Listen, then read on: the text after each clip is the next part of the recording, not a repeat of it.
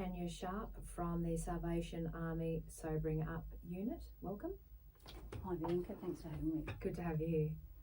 Okay, so you're located in Whitmore Square, Adelaide, operating 24/7. You were just letting me know, providing shelter, support, referrals, advocacy for people assessed when presenting to the unit requiring a safe place to sober up or recover from the effects of alcohol and drug use. So quite important work you do.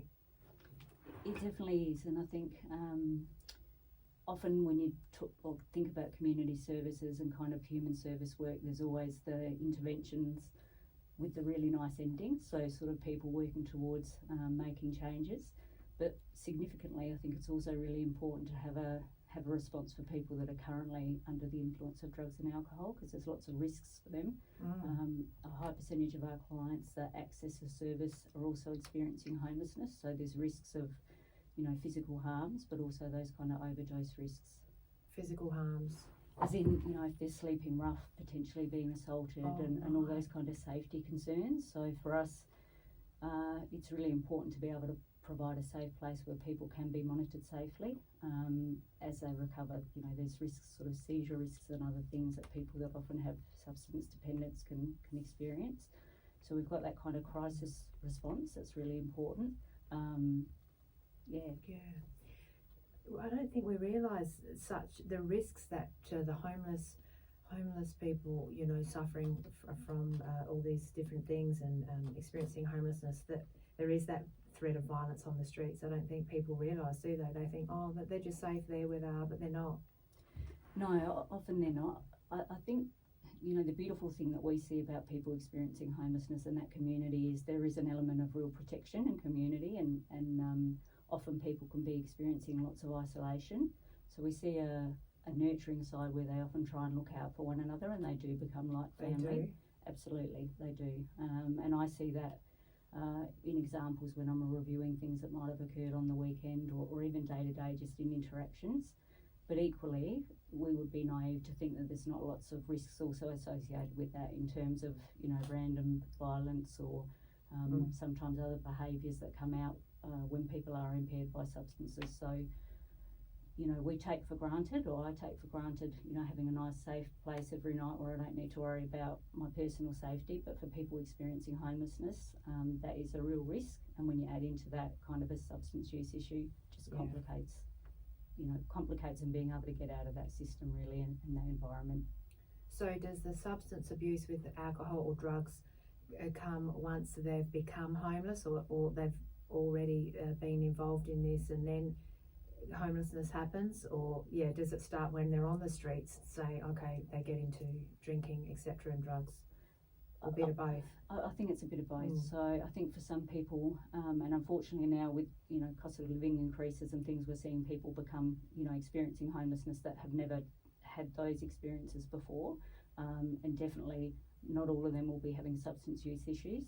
But equally we see lots of people that might have a tendency, but they've got either substance use and mental health, and sometimes in physical health or lots of intergenerational trauma that just makes it really, really hard for them to kind of maintain a tendency. So then they fall into homelessness. And I don't think it's news to anyone. There's a real housing shortage at the moment out there of social and kind of crisis housing. So I don't think one necessarily comes before the other. I think everyone's different, and sometimes when people find themselves experiencing homelessness, they're looking of ways of kind of numbing that pain. That's and true. don't know how That's to what I was navigate the thinking. system. And also, that's right, the health issues too. I mean, just getting nutrition, getting good food, getting warmth and things to make you feel good physically and psychologically. There's so many factors against them. Yeah, there definitely are. And like I said, even that intergenerational, sometimes modelling or trauma that they've experienced, when you talk about, nutrition and some of those other things, again, things that we will often take for granted, there's lots of crisis food services, but it's still probably not the same kind of nutritional things that we would plan for ourselves. So as part of our kind of engagement with people in the Sobering Up unit specifically, we have a cooked breakfast a few times a week. We have our workers from our Aboriginal and Torres Strait Islander Day program come over to cook those breakfasts and kind of engage with clients about over, cooking sausages and eggs and things, and having a chat to them about their substance use, hopefully being able to kind of link them into the day program and some other kind of counselling and therapeutic type interventions if they're wanting it. And we were really lucky a few years ago, the Salvation Army decided to fully fund a case manager role within our Sobering Up unit. It'd been a gap for lots and lots of years. And our two case managers play really pivotal roles in terms of helping people navigate their way out of homelessness and helping them to connect in with whether that's other homelessness services or the exceptional needs unit, NDIS packages and things like that, and that does allow them to start to have that kind of holistic response around not only substance use or mental health and health, but also food, living skills, all those types of things. And shelter as well. Yeah, absolutely. So where are they housed? As I said, most of the people that come into our service in the Sobering Up unit, over 70% of them are experiencing homelessness. We work really closely with a lot of the homelessness services, so only 18 or going on probably 16 months ago now, there was a big homelessness reform. Because we're based in the city, the clients that we work with tend to fall within that geographical area, so we work really closely with Towards Home and Towards Home. Yeah, Lutheran Care are the lead of that alliance, and in addition to that, kind of work with two parts of that, largely for people that are really have chronically experienced homelessness, and that tends to be, I guess, the client group that we see. They're not people generally newly into homelessness. Generally, if they're at that stage of having, experiencing homelessness, they've got the substance use issues going on, they are really quite marginalised. So we work with largely Sonder and also Resolve as part of that Towards Home Alliance. So they help us in terms of, their case managers provide longer term support to the clients with the aim of getting them into accommodation, but also giving them enough wraparound support so that they can sustain that. So you said you've got about 32 staff, trained professional staff that help with your unit. You're the manager of the alcohol and other drug services. So and you said there's a couple of volunteers that can help do certain things. So it's a big team, isn't it? It is a big team, and certainly within the Sobering Up unit itself, there's lots to keep track of. We have roughly about 11,000 admissions a year, so lots of handovers of, between shifts of key information to staff so that they're all aware. You can imagine that's a lot of individuals that are coming through the unit to keep track of.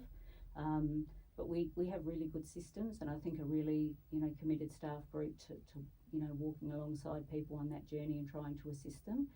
And also, really importantly, not having judgment. I think, when you talk about the alcohol and other drug sector or any sector, often you're wanting to see people make changes, and people can often feel shame if they've got a substance use issue. So it's kind of just meeting them at that point where they are, and letting them know that we're going to care for them. And if they do get to a place where they're wanting to make some really positive changes, that will certainly be, right there with them, trying to help them achieve that. In our day program, it's certainly a little bit different. It's a much smaller staff team, and there's less clients that they're engaging with at any one time, generally around 30. Most of those people that they're engaging with are up in residential rehabs in the country, so they come down to us for counselling, recreational activities, yarning circles, even some social activities. It provides a really good aftercare component for when they finished rehab up at Murray Bridge or wherever it is that they're doing it, and coming back to family, that they can then engage with us and still have that support, but have already kind of built that trusted relationship with staff. So we find it really, really, really humbling to be working with some really great Aboriginal services. That's right, yeah, because you mentioned that you've got the two programs. You've got two programs. That's right, yeah. Link Day. Warrandy Engage Link, which is our day program for First Nations people. And then the 30-bed Sobering Up unit. And that's interesting that you say there's the recreational services and social activities. I think it's important, isn't it? Because I suppose when people have gone through their journey and recovered and feeling better, but it's like, what next? It's good to have that support. When they're feeling good, okay, now build on that. Absolutely, it is. So I'll be really honest, there's times when I wish I could go on some of the recreational activities with them. So they do some cultural outings which are really, meaningful and help them to reconnect with culture. But there's also some really fun things like go-karting, going for cultural tours through the botanical gardens with some Aboriginal tour guides that we engage with. We have music, gym, a whole range of things, temping bowling, maniacs, which is axe throwing, just a whole range of things that allow them to kind of have fun without that effect of using substances. And I think there's lots in there that allows them to kind of control their emotions as well, and helps teach that kind of emotional regulation. And it's about sort of being occupied and having a purpose too. Having a positive experience. A little bit of direction. Yep, absolutely. And sometimes learning or reconnecting with something you might be passionate about. And we find that a lot with the music program and the art program to a degree. You have some amazingly talented artists. But with the music program, sometimes people have lost contact, have lost kind of connection with that while they've been experiencing homelessness or while their substance use or mental health's been poor. And it's about just linking them back in with that, building that confidence in a safe environment with people, and then, seeing them kind of blossom. Yeah. Just want to sort of backtrack to, you mentioned intergenerational sort of issues can sort of pop up sometimes. So they've obviously got the counsellors and therapists to sort of delve into that as well, to go deeper and to try to fix those. It's like, putting a Band-Aid on a wound, but you've got to go under and say sort of what caused it to have that long-term recovery.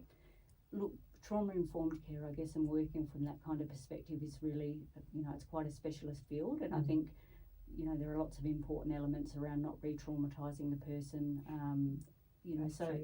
So for us, we certainly have our counsellors really trained in a trauma-informed care kind of perspective, and they'll know, I guess, what to do with the person that they're working with without re-traumatising them. But it's also for our staff sometimes understanding what behaviours they might see from a person, understanding where that behaviour might be emanating from. They might be really hyper-vigilant around their safety, and it helps us to understand perhaps what's underlying that. There's more and more, I guess, understanding about the importance of working with people that have had trauma without re-traumatising them, and there's key elements about trust and rapport and transparency and keeping them really safe in that space. So staff will kind of follow those guidelines. Again, not so much in the sobering up unit, because that is a crisis intervention. People are already impaired by substances and they're not generally in a safe space to be starting to unpack those things. But certainly within our day program, the staff are quite adept at being able to do that with the residents. Yeah. And what about people sort of transitioning out of the addiction, sort of if they're having a certain amount of alcohol or consuming certain drugs, sort of whether daily or every second day, whatever, how do they sort of wean off that and start to transition out of that addiction? Because that's a thing too, isn't it? Withdrawal symptoms and things like that. It is. I think, again, we see very different things in our two programs. So in our day program, people are generally abstinent from substances because they're in rehab at that time. So they've already kind of gone through that process, and it's really about helping to equip them to manage things when they go back into community and those stresses that sometimes come with that. So giving them lots of tools that they can draw on, and understanding that sometimes a lapse will happen with substances if their goal is in fact to remain abstinent. For some people it won't be. It will be, that they want to reduce their use but not necessarily abstain completely from it. So working with them about what their own individual goals are, and then equipping them in the best way that they can to have lots of supports as they navigate that space, as they come out of a really safe and secure and structured environment in rehab back into community.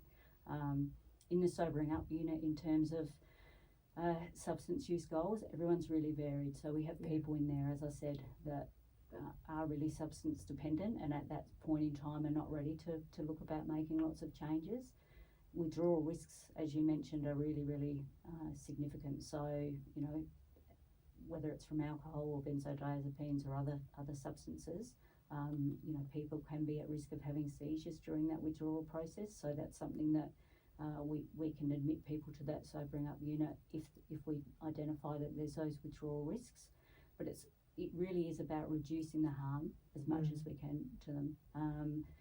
Continuing to engage with them, continuing to provide safe and I guess supportive kind of environments for them, linking them in with the case manager, and then making referrals into even medicated withdrawal services. Often if people are substance dependent, those withdrawal symptoms can be really severe and can be really high risk, as I said, in terms of seizures. So if they're starting to want to think about making changes, we kind of assess that and work with Glenside Withdrawal Services around, does this person need to go into a medicated detoxification when it's really safe for them? And then after that, what happens after that 7 days or 10 days that they're in there, you know? Yeah, that can be complicated too, can't it? Yeah. Okay, is there anywhere else or just the Glenside facility? That's the only medicated one. Yeah. So that's a government run one. So it's run through Drug and Alcohol Services of SA. We obviously manage a lot of people through withdrawal, but if they've got really complicated withdrawal, we would tend to make a referral through to there, and we have kind of a system in place where we liaise quite closely with their liaison nurses. But again, it's that after period around managing them, and we do see some people stay in with us for prolonged periods of time as well, probably more so when they're in that withdrawing from methamphetamine use as opposed to alcohol and other medications, where they might be in a big kind of crash phase for a period of time. So many years ago, somebody would stay with us probably for a maximum of 24 hours. Recently we had someone that stayed in with us for over 80 hours, and that was as a result of kind of methamphetamine use, and but still very much requiring support during that period of time. And is there anything sort of like meditation and prayer rooms, like the alternate sort of services that some people might like, some people might not want them, but are they just offered in case that works for some people? Because we know the power of the mind and getting into a meditative state. Some people, meditation, prayer, I know Alcoholics Anonymous use a lot of prayer and sort of Christian beliefs. It's different for everyone. There's no I'm not saying there's any right or wrong, but I know a lot of the Christian foundations work for a lot of people. We certainly believe in a real holistic approach. It's slightly more challenging within the sobering up unit because people are impaired by substances while they're with us, which is an unusual.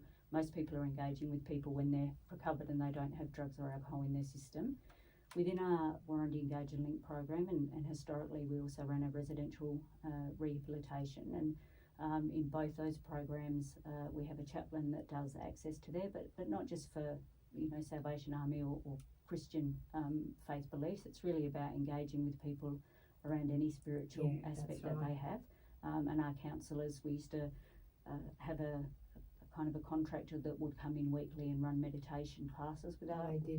And they were optional, so people aren't required to attend them, but if they think that that's going to be something that's really going to help benefit their recovery, we really encourage them to give it a go, and we found that it had a really good uptake. I would also say again that the counsellors and team leader of that program are really good at doing, when I reflect on case notes, there's lots of work in there around, grounding exercises and mindfulness and meditations that the staff will help, I guess, guide the residents through. Something for them to take away when they leave rehab as well, so that if they do find their anxiety's growing, how they can ground themselves or do a breathing exercise or a guided meditation or something that will help to kind of bring that relaxation for them. We really don't want anything to be off the table for people, I guess is the best way of putting it, because the way I might approach recovery if I needed it, as the way you might are very different. So we really encourage people to give most things a try if they're open to it and see whether it works for them.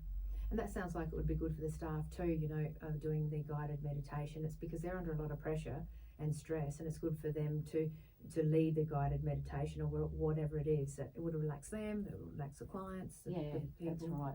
But we want to try and aim to even set up some kind of sensory spaces for people, because we understand that some of the people coming into the program, they might not want a traditional kind of counselling space. And we've got a number of options, but we've thought about setting up sensory rooms and things for people that might be appealing, Like what? Well, just things that have low stimulation, dim lights, things like nice that. Music. And textures and different things, perhaps Couches. beanbags. So they're things that we certainly want to look into developing. It was something that we talked about earlier this year and feel really passionate about trying to create that space because we want it to be really welcoming and inclusive for people. And not have TVs and things. Yeah. The sobering up unit is low stimulation anyway because we're wanting people to come in and rest and recover. But the day program can have lots of activity, it can have music going and lots of other things going on. So for us in there, it's about also having those really low sensory spaces for people that need them. And just before we finish off, one or two more things. You mentioned social activities, so people can socialise and connect and perhaps make some friends. Absolutely. And I think it's not uncommon for people when they do make changes to, in relation to their substance use to have to leave some acquaintances behind, I guess, because, there can be that drawback into those kind of unhelpful connections. So it is about connecting with people that are like-minded, that are also looking to make some positive changes and almost building a bit of a new community of people that you can relate to and rely on and, assist one another. You're both heading for the same thing. Yeah, in the right direction of that positivity. Absolutely. That's right, because the people can influence each other too. That's right, as we all know. It's who we associate with. What's the saying? Show me your friends and I'll tell you who you are. Yeah, yep. It's not always the case, but it can often be. Who are we mixing with? Yeah. Okay, so how can people access services? Is there a contact number, a website? For both services, probably the easiest way to get initial information anyway is just to call our admin number, depending on which service they were interested in, which is 8110 8500. The sobering up units number is 8212 2855. Can we just do that again? Sorry, 8212 2855. Yeah. Generally, the best way of you can get in contact with us for information about the service, but most people need to present if they're looking at, bringing someone for admission, because it is that crisis response. If they come to the unit, then staff are able to assess the person in terms of are they in need of monitoring. And the Warrandy Engage and Link Day Programs number is 8212 1215. 1215. Okay, and that first number 811 08500, that was for that's for administration, so it might be easiest to give Karen a call there and she'll be able to direct you through to the right person, to the right program. Excellent. So we don't need a website for now. No. All right, anything else we need to cover before we wrap it up? No, I think that's been great. Thank you. Thanks for sharing that good info. No, Thank you. Thanks, Tania. Thank you.